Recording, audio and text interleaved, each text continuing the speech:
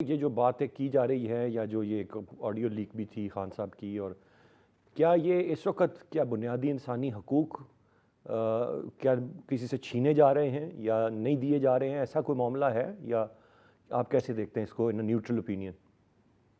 بنیادی حقوق تو آرمی کورٹس بنانے سے کے تحت نہیں چھینے جا رہے. ہاں ان کے چھینے جا رہے ہیں جو کہ ملزم ہیں. عام آدمی کو وہ ہیں، لیکن اگر وہ ملزم ہے تو وہ پھر آرٹیکل 199 یا 184(3) کی پروویژن انووک نہیں کر سکتا. لیکن ابھی اس سے پہلے آپ کے سوال کے جواب میں نے عرض کیا تھا کہ اگر سزا ہو جاتی ہے یا کسی مرحلے پہ بھی جو ملزم ہے یہ سمجھتا ہے کہ اس کے ساتھ ناانصافی ہو رہی ہے تو وہ پھر ہائی کورٹ یا سپریم کورٹ کی طرف رجوع کر سکتا ہے. اور ہم نے یہ دیکھا ہے کہ سپریم کورٹ یا ہائی کورٹ ضرور ڈائریکشن پاس کر دیتی ہے ڈیفینس لائر انگیج کرنے کی، یا اس کو جو اس کا چارج شیٹ ہوئی ہے اس کی کاپی پرووائڈ کرنے کی. تو یہ ہو سکتا ہے، ممکن ہے.